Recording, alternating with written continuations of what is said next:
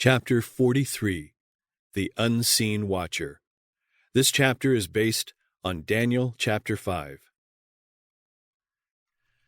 Toward the close of Daniel's life, great changes were taking place in the land to which, over 60 years before, he and his Hebrew companions had been carried captive. Nebuchadnezzar, the terrible of the nations, had died, and Babylon, the praise of the whole earth, had passed under the unwise rule of his successors, and gradual but sure dissolution was resulting. Through the folly and weakness of Belshazzar, the grandson of Nebuchadnezzar, proud Babylon was soon to fall. Admitted in his youth to a share in kingly authority, Belshazzar gloried in his power and lifted up his heart against the God of heaven. Many had been his opportunities to know the divine will and to understand his responsibility of rendering obedience thereto. He had known of his grandfather's banishment by the decree of God from the society of men, and he was familiar with Nebuchadnezzar's conversion and miraculous restoration. But Belshazzar allowed the love of pleasure and self-glorification to efface the lessons that he should never have forgotten. He wasted the opportunities graciously granted him and neglected to use the means within his reach for becoming more fully acquainted with truth. That which Nebuchadnezzar had finally gained at the cost of untold suffering and humiliation, Belshazzar passed by with indifference. It was not long before reverses came. Babylon was besieged by Cyrus, nephew of Darius the Mede, and commanding general of the combined armies of the Medes and Persians.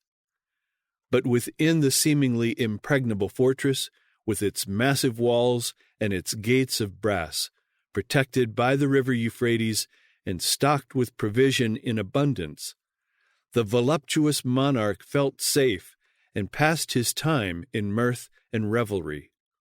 In his pride and arrogancy, with a reckless feeling of security, Belshazzar made a great feast to 1,000 of his lords, and drank wine before the 1,000. All the attractions that wealth and power could command added splendor to the scene. Beautiful women with their enchantments were among the guests in attendance at the royal banquet. Men of genius and education were there. Princes and statesmen drank wine like water and reveled under its maddening influence. With reason dethroned through shameless intoxication, and with lower impulses and passions now in the ascendancy, the king himself took the lead in the riotous orgy. As the feast progressed, he commanded to bring the golden and silver vessels which Nebuchadnezzar had taken out of the temple, which was in Jerusalem, that the king and his princes, his wives, and his concubines might drink therein. The king would prove that nothing was too sacred for his hands to handle. They brought the golden vessels, and the king and his princes, his wives, and his concubines drank in them. They drank wine and praised the gods of gold and of silver, of brass, of iron, of wood, and of stone. Little did Belshazzar think that there was a heavenly witness to his idolatrous revelry, that a divine watcher, unrecognized, looked upon the scene of profanation, heard the sacrilegious mirth, beheld the idolatry. But soon the uninvited guest made his presence felt. When the revelry was at its height, a bloodless hand came forth and traced upon the walls of the palace characters that gleamed like fire, words which, though unknown to the vast throng, were a portent of doom to the now conscience-stricken king and his guests. Hushed was the boisterous mirth, while men and women, seized with nameless terror, watched the hand slowly tracing the mysterious characters. Before them passed as in panoramic view, the deeds of their evil lives. They seemed to be arraigned before the judgment bar of the eternal God, whose power they had just defied. Where but a few moments before had been hilarity and blasphemous witticism, were pallid faces and cries of fear. When God makes men fear, they cannot hide the intensity of their terror. Belshazzar was the most terrified of them all. He it was who, above all others, had been responsible for the rebellion against God, which that night had reached its height in the Babylonian realm. In the presence of the unseen watcher, the representative of him whose power had been challenged and whose name had been blasphemed, the king was paralyzed with fear. Conscience was awakened. The joints of his loins were loosed, and his knees smote one against another. Belshazzar had impiously lifted himself up against the God of heaven, and had trusted in his own might, not supposing that any would dare say, "Why doest thou thus?" But now he realized that he must render an account of the stewardship entrusted him, and that for his wasted opportunities and his defiant attitude he could offer no excuse. In vain the king tried to read the burning letters, but here was a secret he could not fathom, a power he could neither understand nor gainsay. In despair he turned to the wise men of his realm for help. His wild cry rang out in the assembly, calling upon the astrologers, the Chaldeans, and the soothsayers to read the writing. "Whosoever shall read this writing," he promised, "and show me the interpretation thereof, shall be clothed with scarlet, and have a chain of gold about his neck, and shall be the third ruler in the kingdom." But of no avail was his appeal to his trusted advisers, with offers of rich awards. Heavenly wisdom cannot be bought or sold. All the king's wise men could not read the writing, nor make known to the king the interpretation thereof. They were no more able to read the mysterious characters than had been the wise men of a former generation to interpret the dreams of Nebuchadnezzar. Then the queen mother remembered Daniel, who, over half a century before, had made known to King Nebuchadnezzar the dream of the great image and its interpretation. "O king, live forever," she said. "Let not thy thoughts trouble thee, nor let thy countenance be changed. There is a man in thy kingdom, in whom is the spirit of the holy gods, and in the days of thy father light and understanding and wisdom, like the wisdom of the gods, was found in him, whom the king Nebuchadnezzar made master of the magicians, astrologers, Chaldeans, and soothsayers, for as much as an excellent spirit and knowledge and understanding, interpreting of dreams and showing of hard sentences and dissolving of doubts, were found in the same Daniel, whom the king named Belteshazzar. Now let Daniel be called, and he will show the interpretation." Then was Daniel brought in before the king. Making an effort to regain his composure, Belshazzar said to the prophet, "Art thou that Daniel, which art of the children of the captivity of Judah, whom the king my father brought out of Jewry? I have even heard of thee, that the spirit of the gods is in thee, and that light and understanding and excellent wisdom is found in thee. And now the wise men, the astrologers, have been brought in before me, that they should read this writing and make known unto me the interpretation thereof. But they could not show the interpretation of the thing. And I have heard of thee, that thou canst make interpretations and dissolve doubts. Now, if thou canst read the writing and make known to me the interpretation thereof, thou shalt be clothed with scarlet, and have a chain of gold about thy neck, and shalt be the third ruler in the kingdom." Before that terror-stricken throng, Daniel, unmoved by the promises of the king, stood in the quiet dignity of a servant of the Most High, not to speak words of flattery, but to interpret a message of doom. "Let thy gifts be to thyself," he said, "and give thy rewards to another. Yet I will read the writing unto the king, and make known to him the interpretation." The prophet first reminded Belshazzar of matters with which he was familiar, but which had not taught him the lesson of humility that might have saved him. He spoke of Nebuchadnezzar's sin and fall, and of the Lord's dealings with him, the dominion and glory bestowed upon him, the divine judgment for his pride, and his subsequent acknowledgment of the power and mercy of the God of Israel. And then, in bold and emphatic words, he rebuked Belshazzar for his great wickedness. He held the king's sin up before him, showing him the lessons he might have learned but did not. Belshazzar had not read aright the experience of his grandfather, nor heeded the warning of events so significant to himself.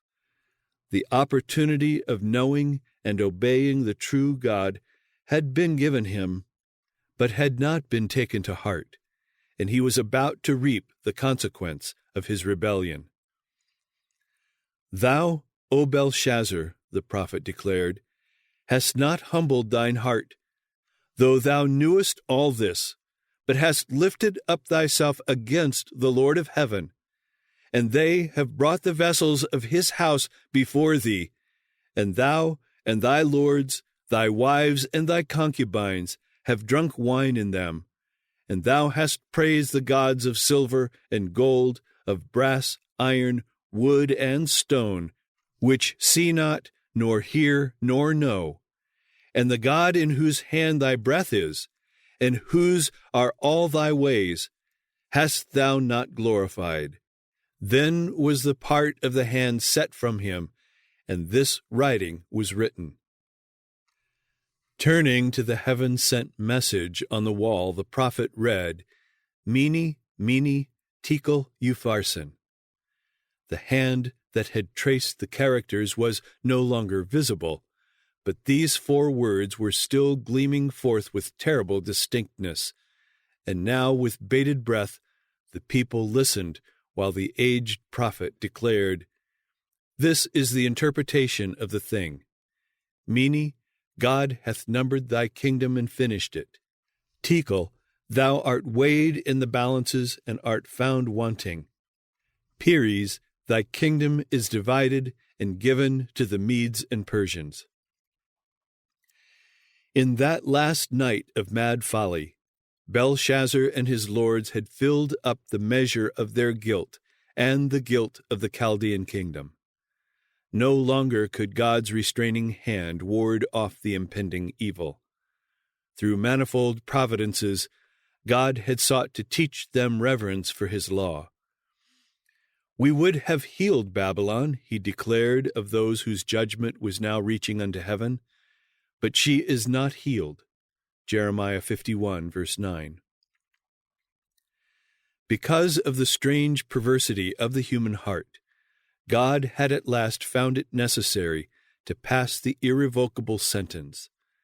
Belshazzar was to fall, and his kingdom was to pass into other hands.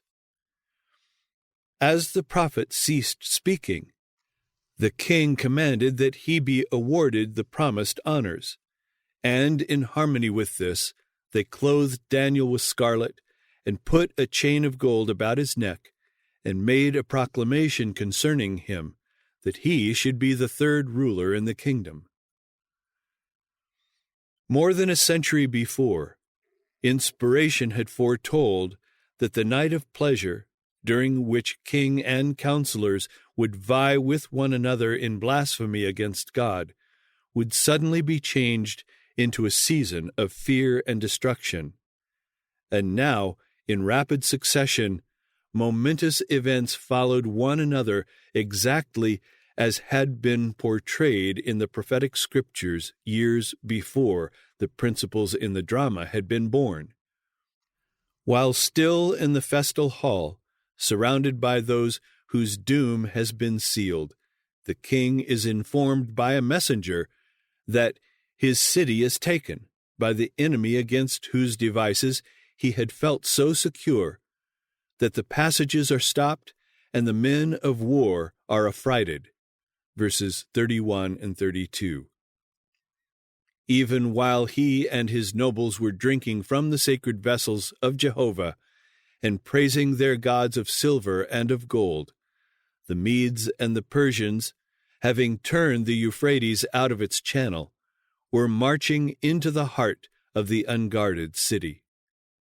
The army of Cyrus now stood under the walls of the palace.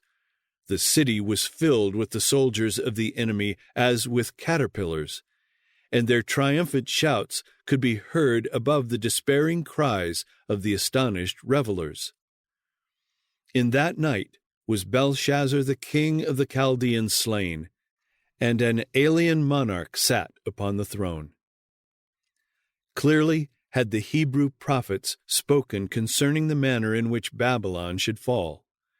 As in vision God had revealed to them the events of the future, they had exclaimed, "How is Shishak taken, and how is the praise of the whole earth surprised? How is Babylon become an astonishment among the nations? How is the hammer of the whole earth cut asunder and broken? How is Babylon become a desolation among the nations? At the noise of the taking of Babylon, the earth is moved, and the cry is heard among the nations. Babylon is suddenly fallen and destroyed. The spoiler is come upon her, even upon Babylon, and her mighty men are taken. Every one of their bows is broken. For the Lord God of recompenses shall surely requite. And I will make drunk her princes, and her wise men, her captains, and her rulers, and her mighty men. And they shall sleep a perpetual sleep, and not wake, saith the King, whose name is the Lord of hosts. I have laid a snare for thee, and thou art also taken, O Babylon, and thou wast not aware. Thou art found and also caught, because thou hast striven against the Lord. The Lord hath opened his armory, and hath brought forth the weapons of his indignation. For this is the work of the Lord God of hosts in the land of the Chaldeans. Thus saith the Lord of hosts, the children of Israel and the children of Judah were oppressed together, and all that took them captives held them fast. They refused to let them go. Their Redeemer is strong. The Lord of hosts is his name. He shall thoroughly plead their cause, that he may give rest to the land and disquiet the inhabitants of Babylon. Jeremiah 51 verse 41, chapter 50 verses 23 and 46, chapter 51 verses 8, 56 and 57, chapter 50 verses 24, 25, 33 and 34. Thus the broad walls of Babylon became utterly broken, and her high gates burned with fire. Thus did Jehovah of hosts cause the arrogancy of the proud to cease, and lay low the haughtiness of the terrible. Thus did Babylon, the glory of kingdoms, the beauty of the Chaldees' excellency, become as Sodom and Gomorrah, a place forever accursed. It shall never be inhabited, inspiration has declared, neither shall it be dwelt in from generation to generation. Neither shall the Arabian pitch tent there, neither shall the shepherds make their fold there. But wild beasts of the desert shall lie there, and their houses shall be full of doleful creatures, and owls shall dwell there, and satyrs shall dance there. And the wild beasts of the islands shall cry in their desolate houses, and dragons in their pleasant palaces. I will also make it a possession for the bittern and pools of water, and I will sweep it with the besom of destruction, saith the Lord of hosts. Jeremiah 51, verse 58, Isaiah 13, verses 11, 19 to 22, and chapter 14, verse 23. To the last ruler of Babylon, as in type to its first, had come the sentence of the divine watcher. O king, to thee it is spoken, the kingdom is departed from thee. Daniel 4, verse 31.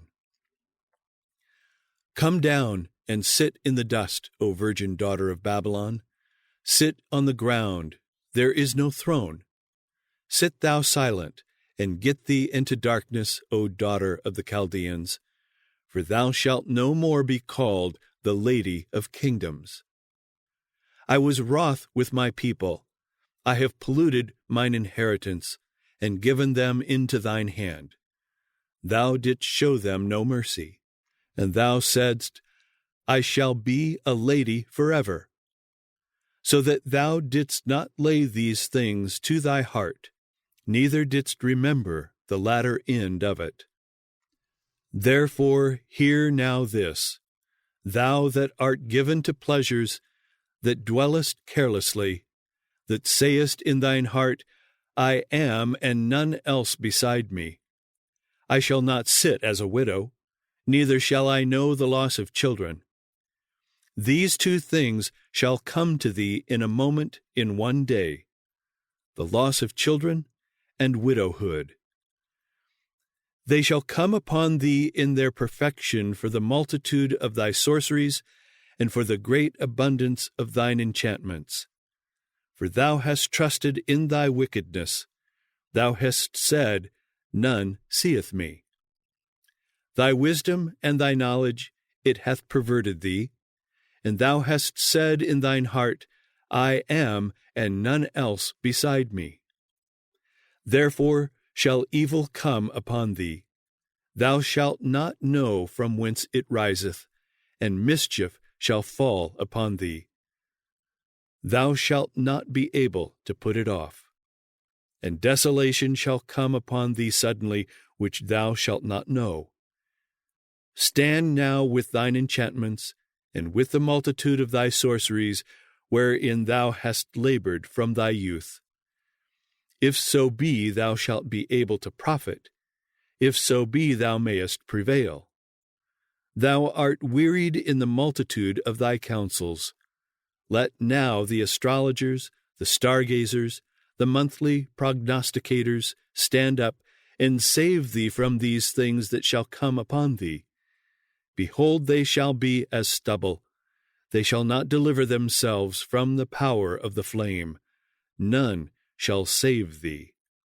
Isaiah 47, verses 1 to 15. Every nation that has come upon the stage of action has been permitted to occupy its place on the earth, that the fact might be determined whether it would fulfill the purposes of the Watcher and the Holy One. Prophecy has traced the rise and progress of the world's great empires, Babylon, Medo-Persia, Greece, and Rome. With each of these, as with the nations of less power, history has repeated itself. Each has had its period of test. Each has failed, its glory faded, its power departed. While nations have rejected God's principles, and in this rejection have wrought their own ruin, yet a divine overruling purpose has manifestly been at work throughout the ages. It was this that the prophet Ezekiel saw in the wonderful representation given him during his exile in the land of the Chaldeans, when before his astonished gaze were portrayed the symbols that revealed an overruling power that has to do with the affairs of earthly rulers. Upon the banks of the river Chebar, Ezekiel beheld a whirlwind seeming to come from the north, a great cloud and a fire enfolding itself, and a brightness was about it, and out of the midst thereof as the color of amber. A number of wheels intersecting one another were moved by 4 living beings. High above all these was the likeness of a throne, as the appearance of a sapphire stone, and upon the likeness of the throne was the likeness as the appearance of a man above upon it. And there appeared in the cherubims the form of a man's hand under their wings. Ezekiel 1, verses 4 and 26, chapter 10, verse 8. The wheels were so complicated in arrangement that at first sight they appeared to be in confusion, yet they moved in perfect harmony. Heavenly beings, sustained and guided by the hand beneath the wings of the cherubim, were impelling those wheels. Above them, upon the sapphire throne, was the Eternal One, and round about the throne was a rainbow, the emblem of divine mercy. As the wheel-like complications were under the guidance of the hand beneath the wings of the cherubim, so the complicated play of human events is under divine control.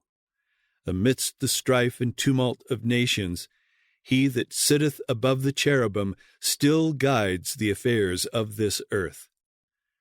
The history of nations speaks to us today. To every nation and to every individual, God has assigned a place in His great plan. Today, men and nations are being tested by the plummet in the hand of Him who makes no mistake. All are by their own choice deciding their destiny, and God is overruling all for the accomplishment of His purposes. The prophecies which the great I Am has given in His Word, uniting link after link in the chain of events, from eternity in the past to eternity in the future, tell us where we are today in the procession of the ages and what may be expected in the time to come. All that prophecy has foretold as coming to pass until the present time has been traced on the pages of history, and we may be assured that all which is yet to come will be fulfilled in its order. Today the signs of the times declare that we are standing on the threshold of great and solemn events. Everything in our world is in agitation. Before our eyes is fulfilling the Savior's prophecy of the events to precede His coming. Ye shall hear of wars and rumors of wars.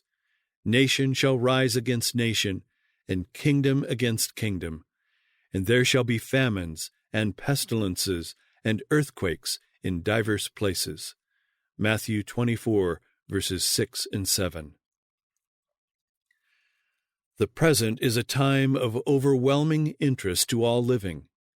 Rulers and statesmen, men who occupy positions of trust and authority, thinking men and women of all classes have their attention fixed upon the events taking place about us. They are watching the relations that exist among the nations. They observe the intensity that is taking possession of every earthly element, and they recognize that something great and decisive is about to take place, that the world is on the verge of a stupendous crisis. The Bible, and the Bible only, gives a correct view of these things. Here are revealed the great final scenes in the history of our world, events that already are casting their shadows before, the sound of their approach causing the earth to tremble, and men's hearts to fail them for fear. Behold, the Lord maketh the earth empty, and maketh it waste, and turneth it upside down, and scattereth abroad the inhabitants thereof. Because they have transgressed the laws, changed the ordinance, broken the everlasting covenant. Therefore hath the curse devoured the earth, and they that dwell therein are desolate. Isaiah 24, verses 1-6. Alas for the day! For the day of the Lord is at hand, and as a destruction from the Almighty shall it come. The seed is rotten under their clods, the garners are laid desolate, the barns are broken down, for the corn is withered. How do the beasts groan? The herds of cattle are perplexed, because they have no pasture. Yea, the flocks of sheep are made desolate. The vine is dried up, and the fig tree languisheth, the pomegranate tree, the palm tree also, and the apple tree, even all the trees of the field are withered, because joy is withered away from the sons of men. Joel 1, verses 15-18, and verse 12. I am pained at my very heart. I cannot hold my peace, because thou hast heard, O my soul, the sound of the trumpet, the alarm of war. Destruction upon destruction is cried, for the whole land is spoiled. Jeremiah 4, verses 19 and 20. Alas, for that day is great, so that none is like it. It is even the time of Jacob's trouble, but he shall be saved out of it. Jeremiah 30, verse 7.